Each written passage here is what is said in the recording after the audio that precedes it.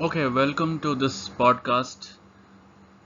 And topic for this session would be dark patterns. So these dark patterns are primarily the UI UX tactics which have been used for something unintentional or something like nudging customers to do something that they otherwise would not want to. So full detail will come. Let's move on to the next slide. So, who all are intended audience for this podcast? So, as the patterns, the dark patterns, are basically about the user experience. So, it's about how the product looks like, how the product nudges customers to do something. So, product managers are the main intended audience here, and it should basically present a brief guide to them so that they can decide what they should do and what they shouldn't.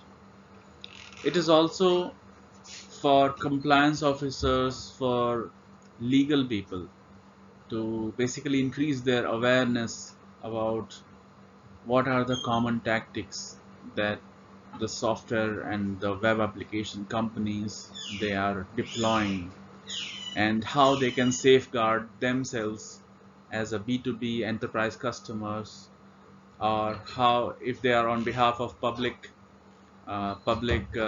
welfare, then they should be able to propose legislations so that the general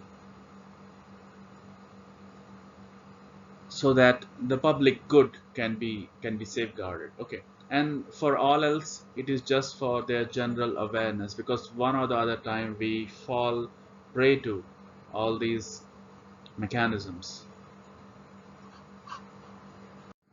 So what we learn here, we will learn the typical patterns, the tricks, the tactics that would apparently feel unintended.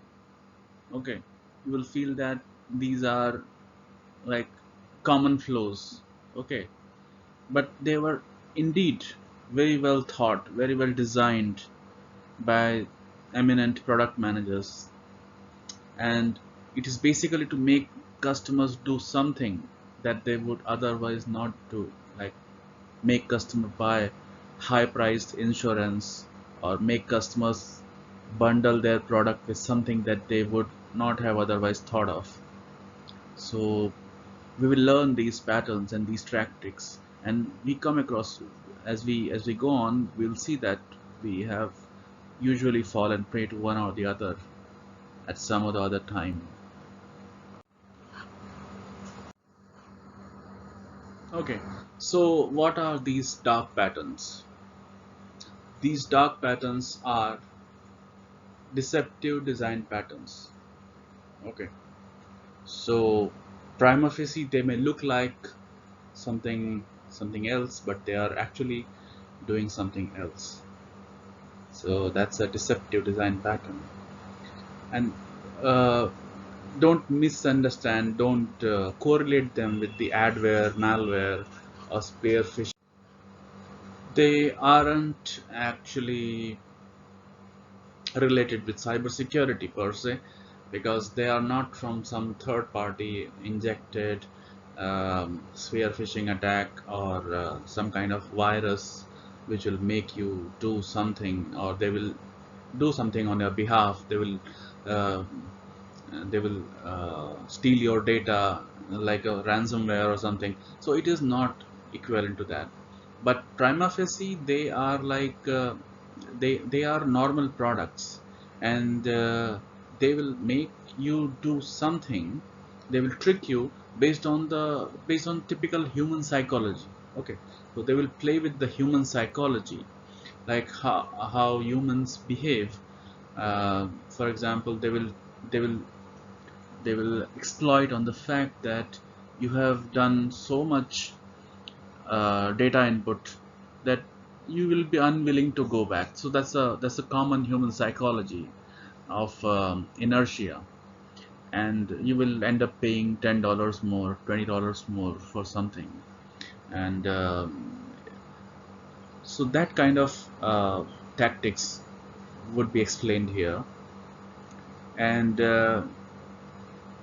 they are legal and semi-legal. So what I mean is that there is nothing illegal per se, because they are exploiting the human psychology, and human psychology is not only exploited online on online e-commerce or uh, using the internet-based activities. These are exploited in day-to-day life also. Unless you are circumspect about something, you will fall prey to one or the other. But here we'll be basically talking about the internet-based services, how they make use of these patterns to basically make you do things. They are not exactly viruses, or don't misunderstand them with adware, ransomware, and all those things. Okay, so this is the first pattern. So it's a it's a trick question. Okay, so what's a trick question? So these are legitimate questions. Okay, but in the order they are placed, it will make you feel that you are actually doing something, but you intend to do something, but you actually end up doing something else, which actually benefits the product owner, basically the enterprise. So like in this example, you see, you input your first name, last name, email, all your details, then you are asked these two questions. So in the first question, you are being asked, please do not send me details of product. Okay, so it feels like if you click here, you will not be sent any spam, okay, any further emails like that with promotions. And in the second question, you see, please send me details of products and offers from third party. Okay, so in the second question, so based on your prior knowledge about, uh, if you read the first line, you will see that all the check boxes would be basically to basically avoid sending any further emails. But if you fall prey to that, you will end up clicking both the check boxes, and you will be your mailbox will be bombarded with those promotional emails. So that's a kind of trick question. So people make use of such questions to basically make people do something that they actually don't intend. Now, this is the example of sneaky basket, or it's called technically inertia billing. Okay, so what happens? The best example here is GoDaddy. Okay, so it's like you have a basket online, you have a cart, and you have selected some services, some products, and so sneakily they will put something else also along with it, and you will end up, in the end you will end up, if you are not that much cautious, you will end up paying for all the services. So the example here is of GoDaddy.com. So initially you search for naughtydarkpatterns.com, and you'll see that it's a $17. If you get all the three domains, you're saving 69%. So that's a $17. You may feel like all the three actually cost $17, but actually individually they are costing $17. So when you go to the final page, you end up paying $17 for each domain, and along with that there are some other services, like you intended to buy it only for 1 year, but they will sneakily put 2 more years of registration into it, and you will see $154 in your final bill. So that's called, basically you're bundling your product with something else that actually user did not opt in. Ideally, user should have opted for such a service in the first page, or he should be made aware uh, about this. So if you are little bit cautious, you may basically just try to opt out, um, But that's the one approach that people use to basically sneakily put something in your basket. Okay. Now this is example of forced continuity. So basically, what happens that um, you are availing a service or you are purchasing some product, and at the end of the cart, at the end of the checkout process, you think that okay, everything is over, and you get the button like continue. Okay, so what do you understand by that button? You basically understand that okay, let me just it'll just go back to the same website, and you will basically browse through other products and services. But actually what happens, it basically goes to some other site, and on that some other site you get some offering, some like subscription for a magazine and those kind of things. So basically it's a kind of forced continuity, something that you don't want to continue but still you are made to continue based on the workflow for that product. Okay, so this is the example of a train booking site. So this was normal website, and when user just logs in over there, he was presented with he input the train and time and all those things, and finally he checked out, he booked the ticket, and in the end he got the screen. Okay, so he got the screen and the booking is complete. Now you may click here to claim your $20 £20 cashback. Okay, so that's the bait here. So to basically get back the cashback of £20, he was made to click on this continue button, and as soon as he clicks here, he is forced to go to this site. There he will be presented with this kind of form to basically subscribe to some third party service, and that service will be on subscription basis, so monthly he'll have to pay forever just to get back this amount. So that's a kind of forced continuity that users are subjected to.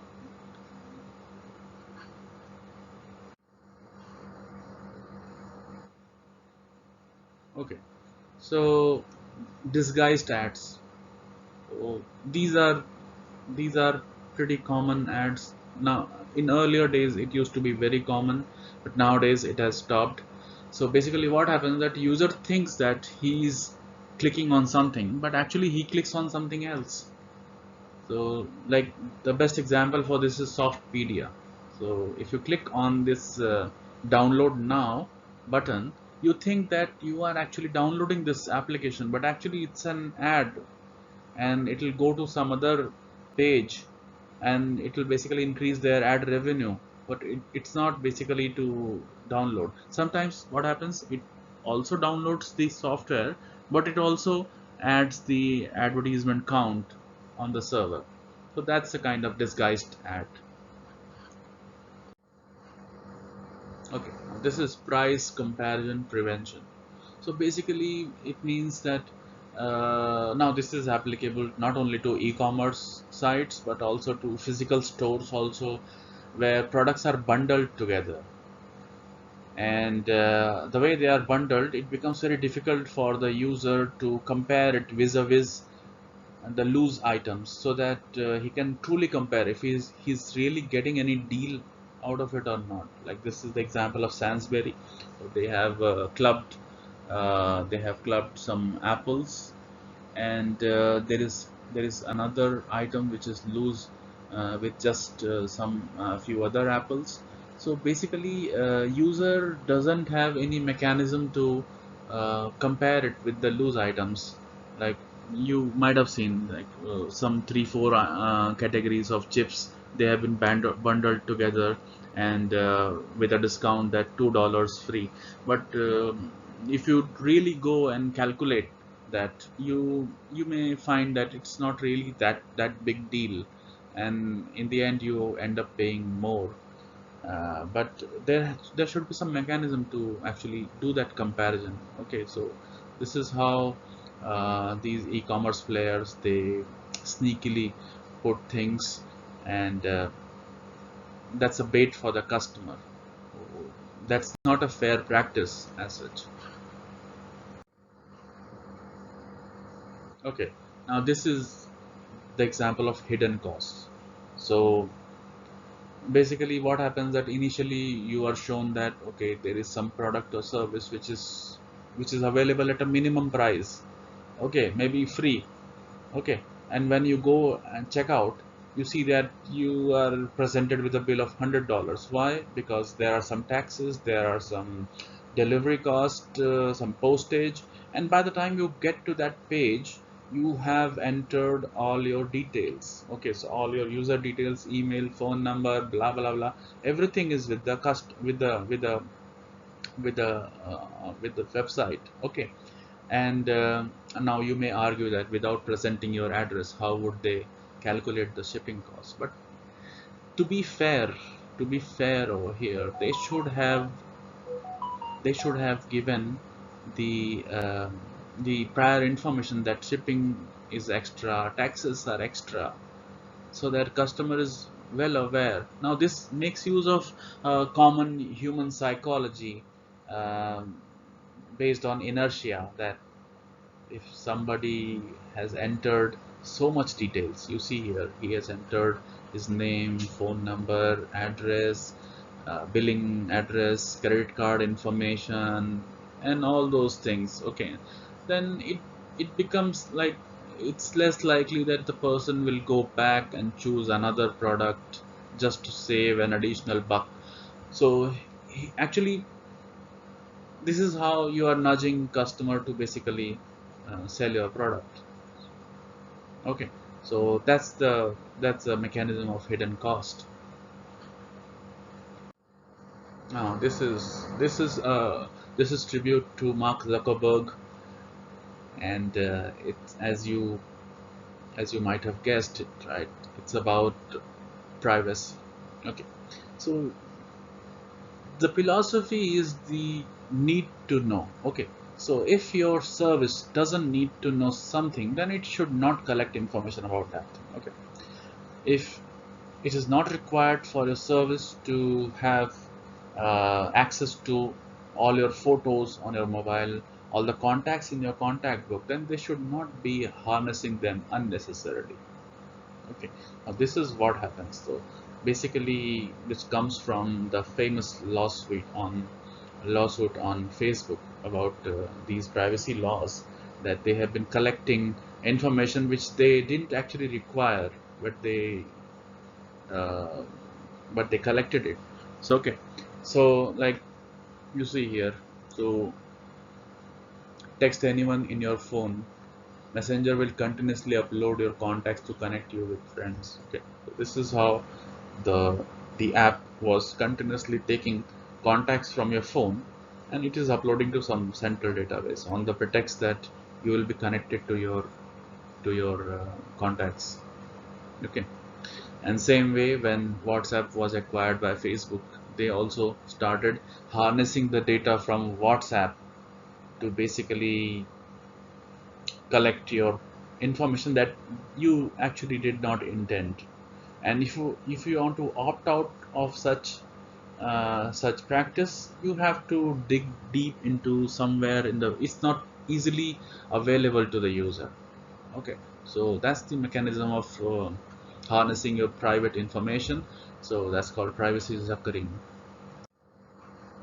Now this is bait and switch. So this is the famous example of Windows 10 upgrade. Okay, so way back in 2016, Windows was aggressively trying every customer to upgrade their OS, and in doing so, what they did was they when you click on this cross button, okay, they are suggesting you to basically upgrade your PC because it's more secure and blah blah blah and all those things. Okay, but when you click on this cross button on the right top corner, what you intend that this upgrade shouldn't happen.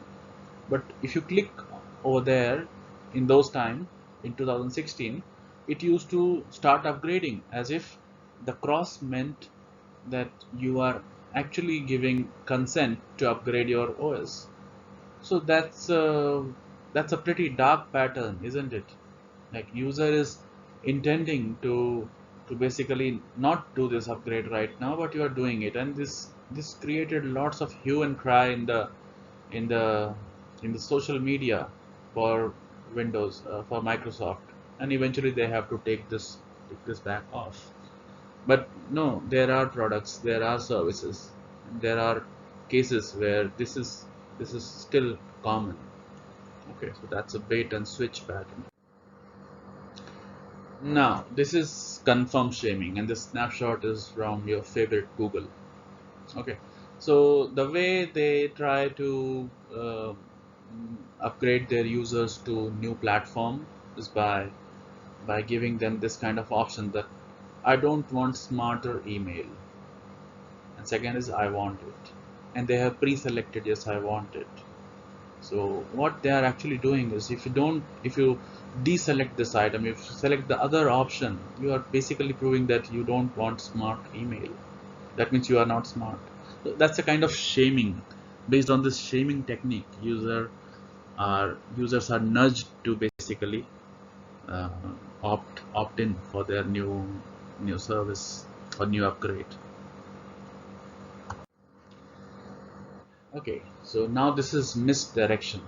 Okay, so this is the example of Austrian airline. Okay, so what happens that after clicking, after doing the booking for a ticket, you are presented with a screen to select your favorite seat. Okay, you have to select your favorite location. Okay, in the flight.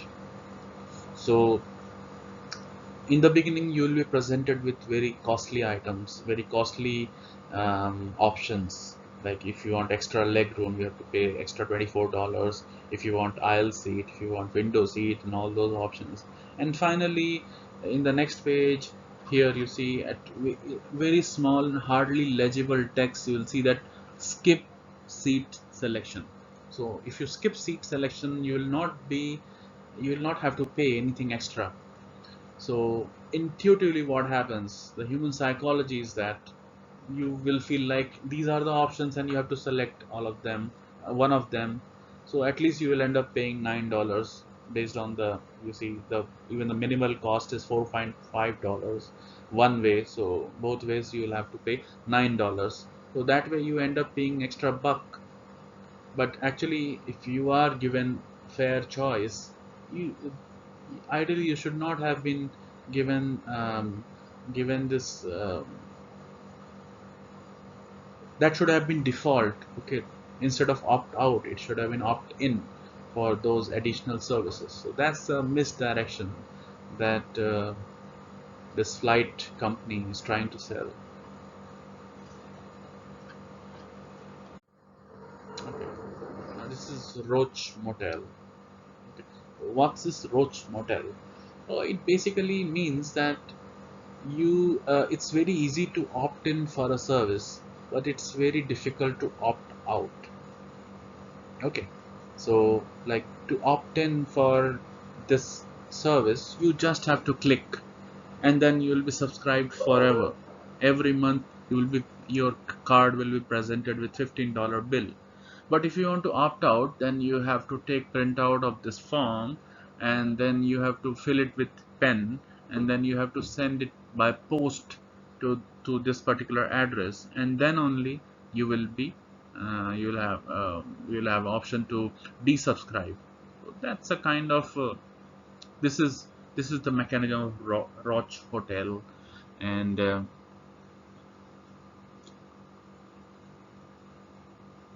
it's not it's not visibly fair for the user to be having this kind of service. Okay, so that's pretty much all the patterns, all the dark patterns that have been discovered so far. And you see here the fundamental thing is the trust. Okay, so trust is the basis of any relationship, and this relationship with the customer, it's a nobody wants short-term customers. Okay, you want long-term customers, because repeat customers are actually the source of revenue. It's not that the first customer, the new customers, they build up the revenue. It's the customers when they come again and again, and when they become champion for your product or service, then truly they have gained your trust, and that trust basically results into higher revenue. So clearly, these patterns, if you deploy these patterns, certainly they you will get some short-term gains, but they are not good for the long-term sustainability of your product. So enterprises should be aware about this fact and keep the eye on the long-term gains and try to build trust with the customers, because having such baits, it's not that customer doesn't come to know, but when he comes to know, he eventually loses trust in your product, and trust is the fundamental thing for any relationship. Okay. And finally, these dark patterns are evolving as the human psychology, as you come across new ways of interacting with people, customer. There are new ways to trick or nudge people to do something that they don't want actually. Okay, so these are evolving, and so as these dark patterns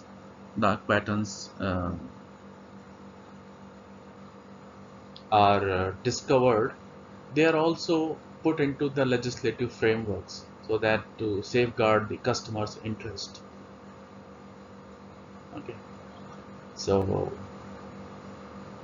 that's all that I have for this session. Hope you enjoyed it, and thank you so much.